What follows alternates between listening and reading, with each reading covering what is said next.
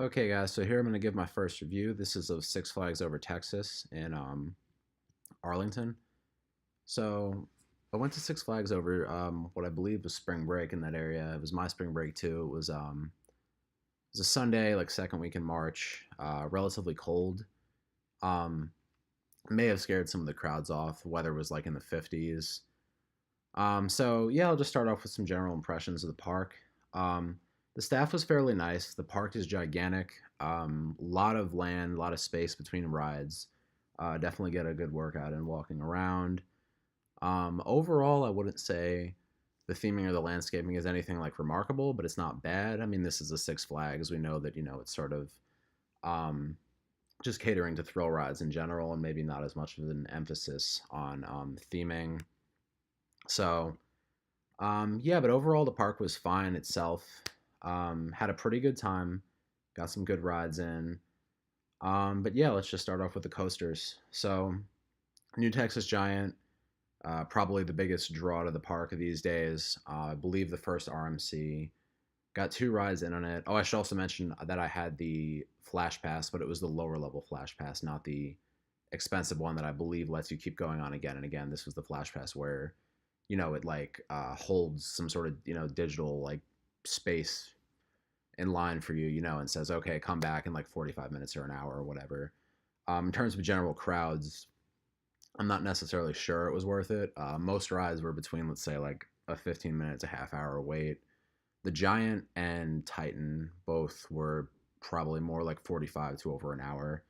So for those two, especially since I got at least one re-ride in on both, I think the Flash Pass was worth it. Otherwise, probably not. I was actually expecting the park to be a lot more crowded given that it was spring break, but not sure if I got lucky or not. So with the Giant, overall, I'm giving it a 9 out of 10.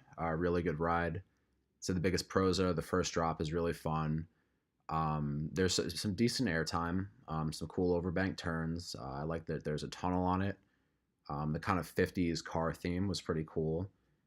So overall, like a very enjoyable ride. In terms of downsides, maybe I would have liked for it to be a little bit bigger. I haven't been on any of the other RMCs like Steel Vengeance. So if I had been on one of those before this, that may have changed my opinion. But overall, I really liked it, and probably, arguably, overall, my favorite ride in the park. So next is Titan, probably the other big ride that you'll notice when you walk up to Six Flags. And again, this is a Giovanola hypercoaster, 255 feet tall, I believe a 245-foot drop. Top speed is 85 miles an hour. I really like this ride. I know people have kind of like mixed feelings. I mean, I think the general consensus, most people like Titan. They may not like love it like I do. It's essentially a clone of Goliath at Six Flags Magic Mountain in Valencia, California. I believe they're the only two Giovanola hypercoasters ever built. Trains are pretty comfortable. Dispatches were pretty good. You're not waiting in the station too long, but again, I had the Flash Pass, so I don't really know if that changes things. First drop, maybe a little underwhelming for a hypercoaster. It's only 61 degrees, so not at the level of even some B&Ms like, Apollo's, I believe 68 or 65 degrees, something like that. Intimidator Carowin 74, Fury 81, Intimidator 305 is like 85. So but it does its job. It builds up speed. The ride's pretty fast. Not much in the way of airtime. It's more of a twister layout. There's a couple airtime hills, but that second half you get pounded with G forces. I didn't like really gray out or anything, but I heard of overheard a couple of people who said that they did. So decently intense, but overall very good ride. I think pretty re-rideable, and I really enjoyed it. So I'm gonna give it a 9, um, just like I would with New Texas Giant. So, Mr. Freeze, I guess, was kind of the disappointment of the trip in the sense that I didn't get to go on it. It was down most of the day.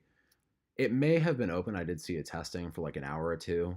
Um, I wish I had gone on it, but I've been on some of those other premier rides, launch coasters. Like I went on Speed the Ride at the Sahara before it closed. Kind of a similar, I guess, somewhat similar layout. I mean, some of the inversions were different, but I guess in the sense that it's a shuttle ride, goes about 70 miles an hour using that limb launch technology that Premier Rides sort of was known for when they were building a lot of their coasters in the 90s. But overall, not like a huge loss. But people have said it's a pretty good ride. It's pretty highly regarded, so might want to check it out if you somehow find yourself at Six Flags Over Texas. Next was Batman. So again, typical B&M Batman clone. You got your 5 inversions. Top speed's like 50. I think it's 105 feet tall. Pretty good ride. I always enjoyed these. I like how they pack um, a fairly intense ride into a pretty small footprint. So I always make the effort to go on them in a way that I wouldn't maybe for another cloned ride like a Vekoma SLC, let's say, or a Boomerang or something like that. I always go for the Batmans when I'm here. So I'm gonna give Batman a 7.5, which I think is a fair score here. Um, so Shockwave, again, this is a Schwarzkopf looper. I like these a lot. I think maybe more than some other people do, maybe. Although, again, no one really. I don't think people have a very negative opinion of Schwarzkopfs. I think it's sort of like they have like a decent to good one. Um, but I've been on a few. I went on a Colossus the Fire Dragon at Lagoon. That was very fun. I've been on the Laser at Dorney, Scorpion at Busch Gardens Tampa. Oh yeah, and Super Duper Looper at Hershey. I may be missing one or two, but I can't really recall right now. So this was solidly fun. Surprisingly, some good airtime down on the first drop. Loops are pretty forceful. Not much for the rest of the ride, but it also had like virtually no weight. So yeah, the flash pass was pretty much useless for that. But yeah, I'd give Shockwave. I'm gonna give Shockwave an 8. I'm gonna be generous. Also, maybe it's just history, but I really enjoyed it. So Runaway Mountain, not completely sure how to feel about. I mean, the theming on the outside is like pretty cool. Sort of, there's a bunch of like rock formations and kind of like a cave type thing going on. Some small bodies of water too. It's kind of interesting. I don't remember this ride having flash pass because I remember waiting quite a bit, maybe 35 to even 40 minutes. The ride itself, I mean, there's really not much theming once you get on the actual ride. It's basically pitch black, kind of in the vein of like Space Mountain, but the difference is like with Space Mountain, there's like meteors and like other stuff that you can see. There was really nothing you can see on this ride. There's some decent twists and turns, maybe even a second or two of airtime. So it's definitely not like a bad ride. I think, for families and stuff, it's pretty cool.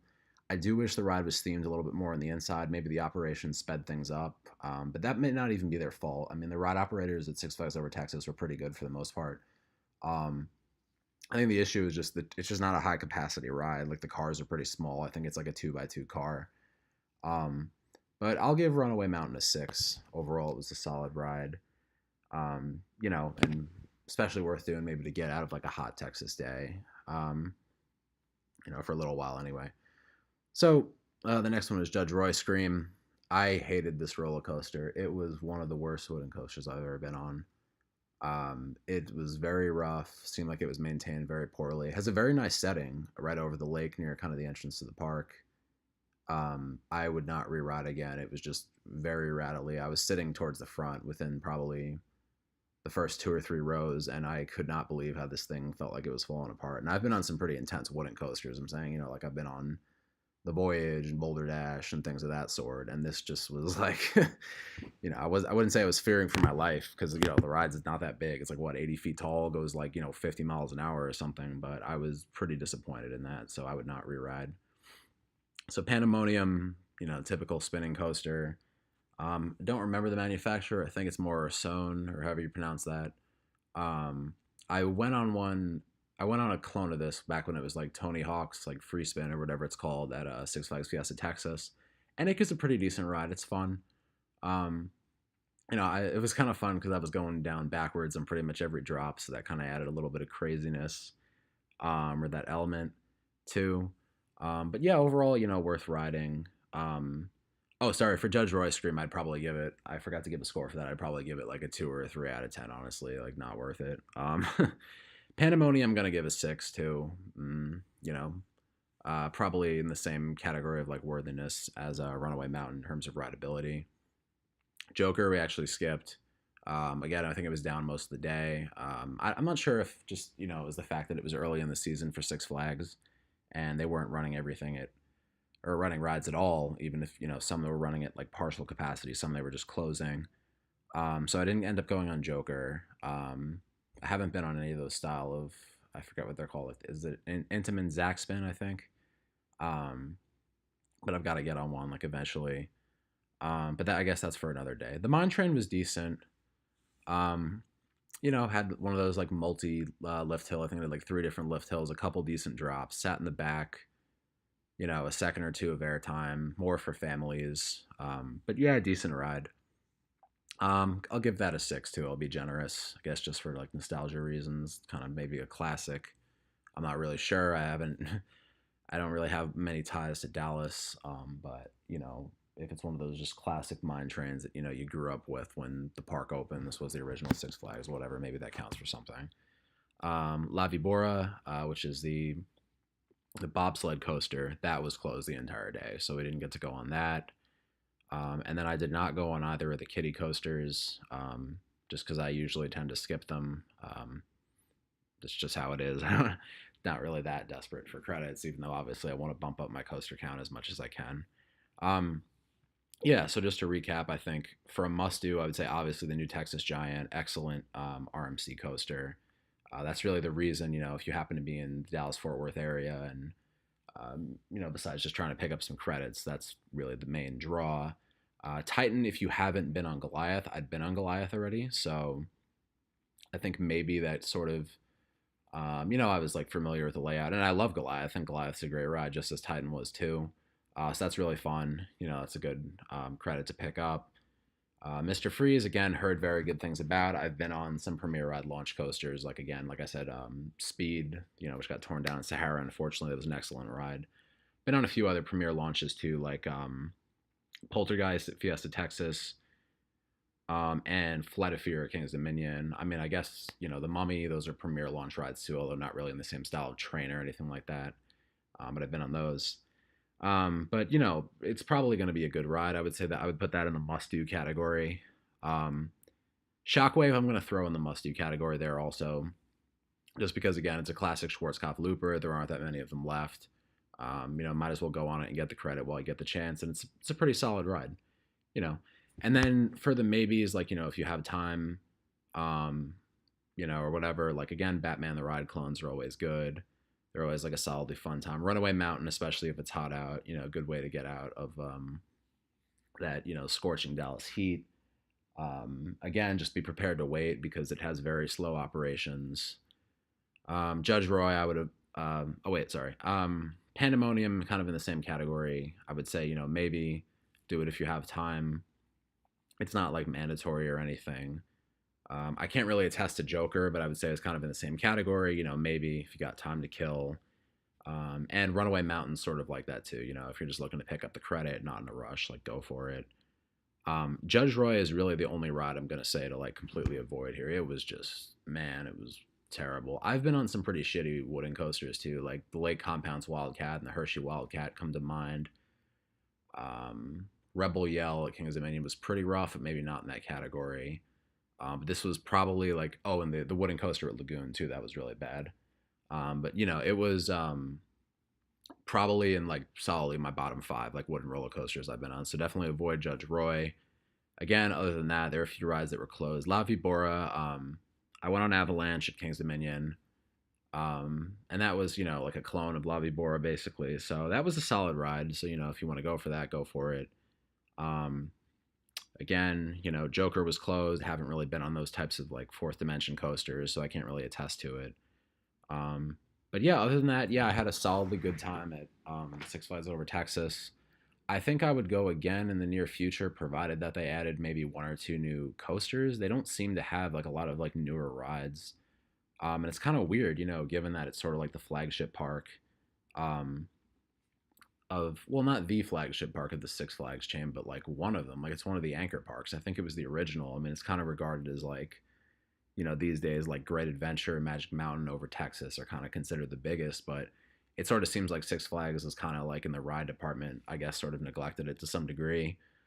Not, I mean, not that they've had nothing. Joker's relatively new. New Texas Giant is less than 10 years old, but like I really think maybe they could use. Not sure exactly what. Maybe if they tore down Batman and built like a bigger like inverted coaster or like a dive machine or something in that area, that would be really cool. Maybe even a Giga. I don't know how much Six Flags would be looking to invest in the park. But yeah, other than that, I had a solidly good time, and yeah, I would recommend checking out Six Flags Over Texas if you're in the area.